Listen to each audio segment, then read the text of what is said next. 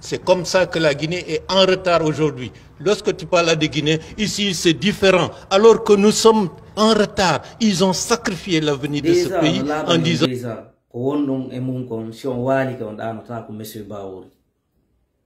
Ko ono yaltno wini ko droit constitution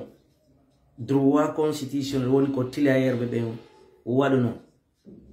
ko ono wiino ko dadisi wowluno kon wadi ha jama on yalti hande hidon wowlude buri din on décidi on hakkita lam organisata election ni porte donc alam et pourtant Mamadi ko wi kon wana kanko wana ono wombe ben baaw makko wana CNT hay goto wonata candidat onon e mabbe on fo on portoto organise on election joni ton civil ben lamour ma joni ton peuple de Guinée l'amour parce que Mamadi ni ko yini je suis là pour vous servir bien sûr le moment venu le pouvoir je vous le remettrai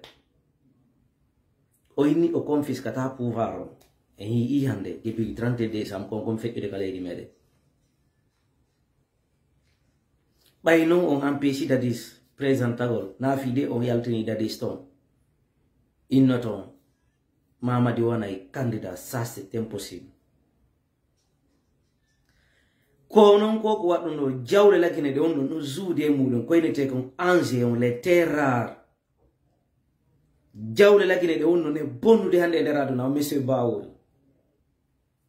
ko ma nangi don wade don on respect den jawle don wawe hettere jude modo on fop modo démissionno do ba o side o démissionnal an en fop mu amen no sikuno baya yi ko zero kore ko fe ko zero kore atawano ka ko organize gol mais baytun ayi ko fe ko zero kore himbe cappan e njo e jego maya kikide goto hakkunde modon ni Allah kikide goto hara maytu be pawto dum kontaka iya do no arta ron ka démission ka woni premier ministre big problème marda o monsieur Bawol hakkunde ma Mamadi Doumbouya meden andi mugoy meden andi mo e kadi ayalti awoli ayni election faut organiser 2025 amara kamara yalti fenni o monsieur Bawol unno hino labane o monsieur Bawol on alate dungal fi ko ka gouvernement on alate dungal ka Guinée be ben kadi wonno si tayno monsieur Bawol hino labane on ma ide tay ngulamudo nyande goro finay harangu lamudo yani immodon jindon elenge nange lagine mede torion mede jejion o watta yela mokka ko wadatonko parce que idon suti don ande no labane few ko en jaggu won o wadde Guinébe ben on jaggoto Guinébe ben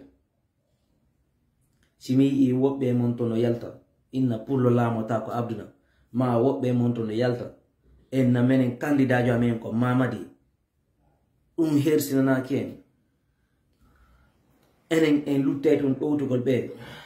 hakkuno modon yalla konko faala don no way marsude konko faale don no yo IFDG yaw accompagne Mamadi Doumbouya fino yara hakkuno mon yalla don way empêche don way marsu on empêche ala giselu responsable si tay ala giselu wawal présenter des candidats be mari membre be ka parti to ha iminde goto présenter wala ko Sonko wadi ko dum fus bonnanta be wa iminde goddo hay ko mimbe iminde be wa iminde mais an monsieur Bawol ko wadda kon ka leydi meden si tay Allah yobitiri on non wallahi o yata hayyano dari sukabe wonabe fellere monsieur Bawol daribe onon duwabe sintude an hande monsieur Bawol monsieur Ousmane Gawa e Kerno Mamadou conseil Mamadi onon cadre be ben fulbe daribe ben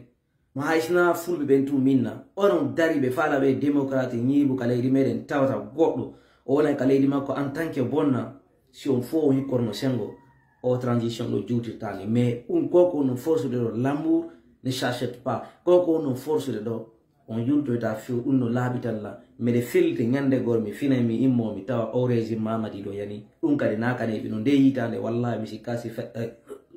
Mamadi aram ko lam onon foko on calli ngende Mamadi di wada pang on fapongol on dara no dogiro la Guinée ala sécurité maison centrale suudu inana ko suudu njanoru ndunno kaso njano non burado sécurité de non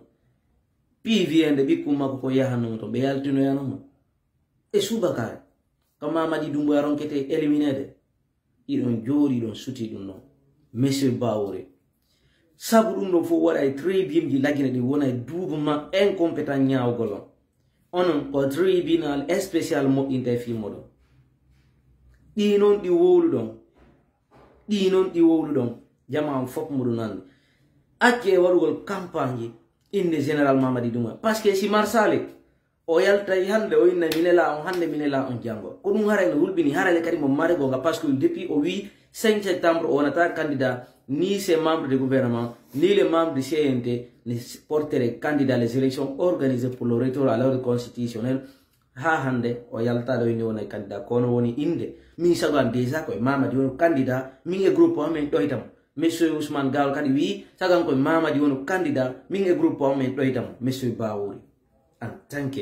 ila andi histoire la genam hande da tawa e burbe ben jangude kaleedi mede monsieur Bawori ida anda ida mare teddungal ida marana no teddungal sabu ko wakkilino da ko monsieur Bawori